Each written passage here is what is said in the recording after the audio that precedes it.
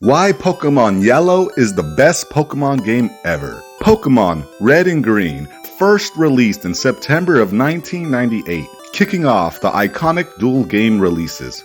Red, Green, Gold and Silver, Sapphire and Ruby, and so on. But for me, it all started with my big brother. He was the first to play the game. But there was a problem. Pokemon games only allowed one save per cartridge. This meant my brother had full control, and I was stuck. Watching him play and have fun while I was left to wonder what it was like to experience a Pokemon adventure. It wasn't until the release of Pokemon Yellow that I finally got my chance. It was a Game Boy Color game, but it was backwards compatible with the GBA, my first real gaming system at the time. I was beyond excited. I was about 6 years old, ready to dive into my very own Pokemon adventure. And let me tell you, oh boy, it was amazing. In fact, Pokemon Yellow remains the best Pokemon game ever made, in my opinion, to this date. No modern Pokemon game has ever captured the spirit of being a new trainer embarking on a grand adventure quite like it did. The design, the music, the simplicity of it all just felt perfect. Let me tell you why Pokemon Yellow was the greatest Pokemon game even to this day, and why there will never be another one like it. Pokemon Yellow starts off similar to Red and Green with the goal of collecting all 150 Pokemon. To complete the full collection, you'll need to trade between all three versions. The core story is basically the same, but Yellow has its own charm with added mini-games and a few key differences. The biggest difference, you start off as a young boy embarking on your first Pokemon adventure with your mom cheering you on.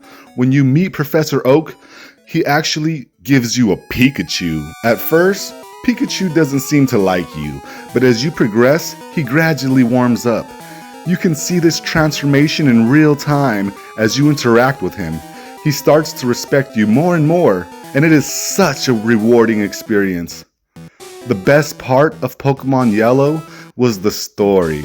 It felt so personal. I was that kid starting my Pokemon journey, and the excitement was real. Back then, there weren't many strategy guides or even walkthroughs available. The best way to learn the game was simply by just playing it, figuring out things for yourself, and that's exactly what I did.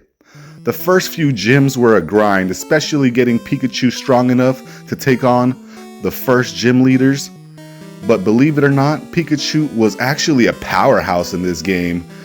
The real highlight was the ability to catch Bulbasaur, Squirtle, and even Charmander to build a solid team.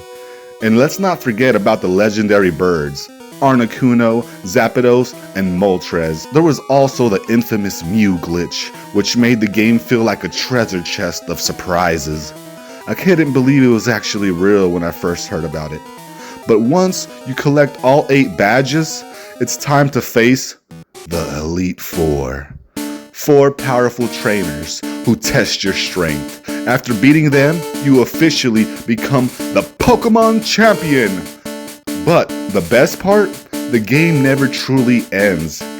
You can keep on grinding, keep battling the Elite Four, and keep continuing your adventure over and over. Pokemon Yellow took the experience of Red and Green, added color, minigames, and better features, and perfected it. It was the best Pokemon game. Let me know your favorite memories from Pokemon Yellow, and which Pokemon was your first adventure. Did you have a sibling who would destroy you if you touched their game file? Drop a comment below if you want a more in-depth retrospective on Pokemon Yellow. Don't forget to subscribe for more Pokemon content coming your way. Until next time, my friends. I've been your guide, Pokemon Trainer Alex, and I'm off to battle the Elite Four again for the 100th time.